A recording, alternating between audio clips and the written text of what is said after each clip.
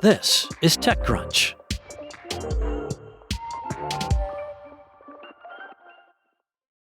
In early October, Dual Entry, an AI enterprise resource planning startup, announced a $90 million Series A round led by Lightspeed and Coastal Ventures, valuing the one-year-old business at $415 million.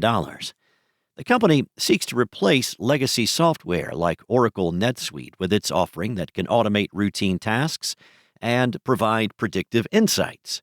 The massive funding round from top-tier VCs signaled that the startup is likely experiencing phenomenal revenue growth.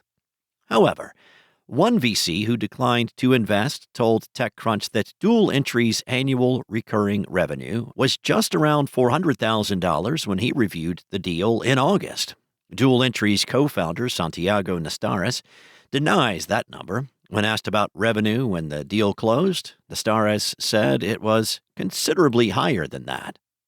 Even so, an extremely handsome valuation relative to revenue is becoming an increasingly common investment strategy among top-tier VC firms. The tactic is known as kingmaking. Now, this approach involves deploying massive funding into one startup in a competitive category, aiming to overwhelm rivals by granting the chosen company a bank account advantage so significant that it creates the appearance of market dominance. Kingmaking is not new, but its timing has shifted dramatically. Jeremy Kaufman, a partner at Scale Venture Partners, said, "Venture capitalists have always evaluated a set of competitors and then made a bet on who they think the winner is going to be in a category. What's different is that it's happening much earlier." This early aggressive funding contrasts with the last investment cycle. David Peterson, partner at Angular Ventures, said the 2010s version of this was called capital as a weapon. He pointed out that massive funding into Uber and Lyft was a canonical example of this, but the capital weaponization for the ride-sharing companies did not begin until they reached their Series C or D rounds. As with Uber versus Lyft, investors in Dual Entry's competitors Rillet and Campfire are evidently just as eager to see their bets succeed with the help of substantive capital. In early August, Rillet raised a $70 million Series B led by Andreessen Horowitz and Iconic, just 2 months after the company closed a $25 million Series A led by Sequoia. Similarly, Campfire AI had 2 back-to-back funding rounds. In October, it grabbed a $65 million Series B, just a couple of months after announcing a $35 million Series A round led by Excel. AI ERP is just one of the several AI application categories where startups are raising funding in rapid succession. Jaya Gupta, a partner at Foundation Capital, posted on social media last month, "There's no new data between rounds. Series Bs happen 27 to 60 days after Series As regularly."